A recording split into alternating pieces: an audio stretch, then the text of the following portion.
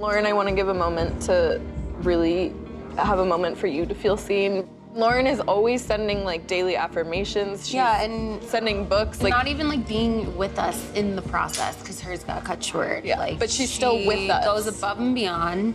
Gives me a book about needing help when I don't even know I need help. Yeah. Yeah, I love y'all. Just honestly, just to piggyback the vibe, you know, Lauren and I, we've definitely gone through. I mean, it has been seen in various moments, but you know, one thing that is clear is that I do hold you in very high regard. You're a very smart, beautiful woman, and everybody is very lucky to have you. I'm really happy to have had this experience with all of you all. I think it was necessary for my journey, and I don't regret any of it. As far as like my dynamic in my now dissolved marriage, I've kind of checked out because I'm just tired of waiting for follow through with things. So I've kind of just set boundaries and checked out myself. Yeah, still trying to wrap my head around that message, but Hey, take as long as you want. 9 days, 9 years. Do you want him to? I don't care. it kind of seems like that's not true. No, it's true. I don't care. I finally thought about it and sent him a message, just setting boundaries. The text actually didn't require a response. That's the ironic part. But I felt like Orion still decided to respond. And I looked and said, oh, he really hasn't texted back in over a week. You're just clocking the days. I mean, I feel like you offer things that you don't follow through on. I wanted to give you a thorough response, but I'm still trying to put that message together because it seems like a lot of just psychoanalyzing and honestly a little bit of projection. I was not psychoanalyzing. I was being very compassionate in that text message. I was being very understanding in that text message. I offered room for us to still chat about this if necessary. Like, I offered all of that in that message. Yeah, you have all your bases covered. So what's the problem? The problem is that there's an expectation to it. No, there is no expectation. I didn't even expect you to respond until you literally said, I want to respond. I didn't even ask for that. You gave it, Orion. I'm trying to give you what you asked me for. I didn't come to you at the couples retreat asking for a friendship. Like, a tough conversation about anything, and so. Okay, I feel very attacked for some reason. I don't understand why I'm feeling attacked for trying to give you what you wanted. I don't feel like I'm getting anything of what I wanted. I feel like you guys haven't had the chance to talk about like your communication styles and like what you need or like how you like to express yourself. So she's been checked out for a while.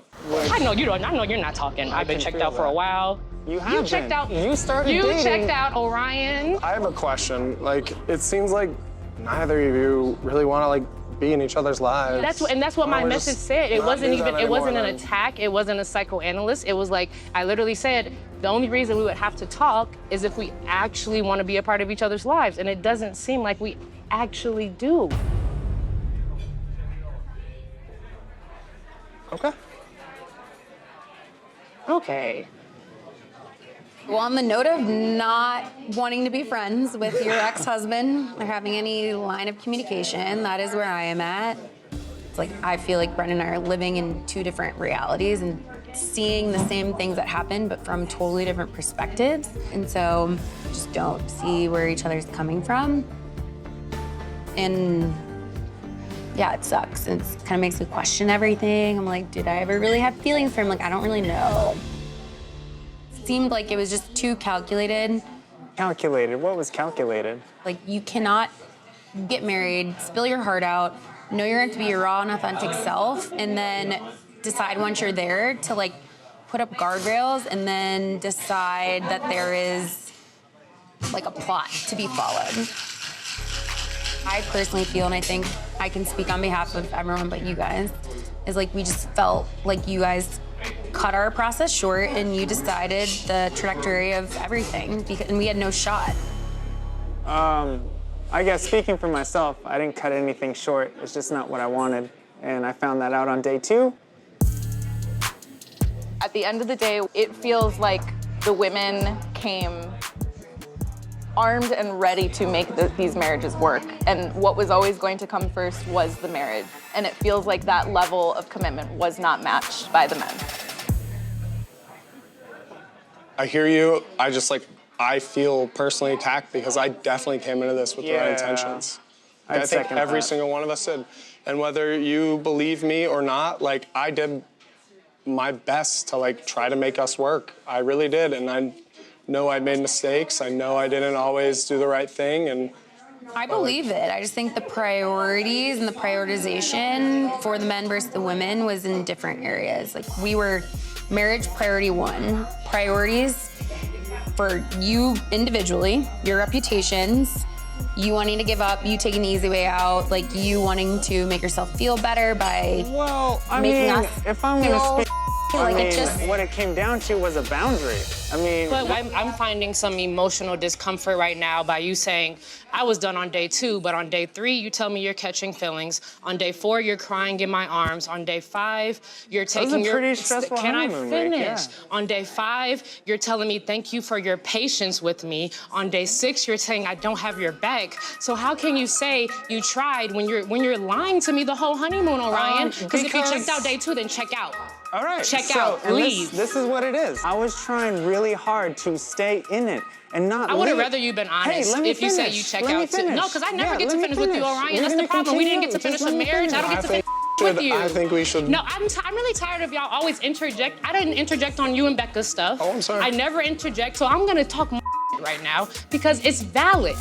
Because I'm not gonna sit here and listen I'm to you. not saying it's invalid. Oh my gosh, can I finish? You put me on an emotional roller coaster. I got off. You dragged me back in very publicly at the couples retreat, and you can make your face, but everyone was there. I asked for nothing. I literally said, I'm here just to vibe out. You kept bringing me back into so finally I was like, maybe since Orion does want to be friends, maybe I'll try. And then, of course, I try and you give nothing. And you're trying to make me out to be the villain when all I do is try. All I do is try. All I do is give you compassion. All I do is take accountability. Like, you're trying to make me out to seem like this combative, really not. crazy person. And it's like, I'm actually just an emotional person that's been trying this whole time. And every time I pull it back, you pull me back in. And I'm like, all right, well, let me try some more. And then you literally give me nothing.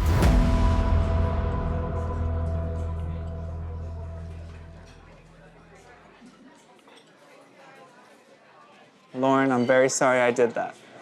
I'm very sorry I did that. It's something I found out in my own self-reflective time of talking to everybody. I generalize a lot of statements. I'm not clear and concise about the things that I talk about, and I'm so sorry if I misled you in any conversation or in any situation. I'm very sorry about that. I'm not trying to change your perspective on how you see things, and I'm very sorry if it came off like that. I do hold you in very high regard. You're a very smart, beautiful woman. And even if we're not friends, that's okay. I mean, I think we all want the best for everyone. I mean, this was hard. Like, I was coming into this hoping that, like, we could all, like, reminisce on the happy times and kind of, like, re-bond as a group, even though it is hard because, like, so many of us are disconnected. But, like, that's not what I want. I want us to, like, still see each other as, like, friends, as, like, companions, and people who tried one of the craziest things in the world. So although we talked out some negatives, I still think that was actually very productive, and hopefully everyone feels a little bit more clear. And like, I do not want to discount the very important decision coming up. You guys are in the best place possible, even though it doesn't seem that way.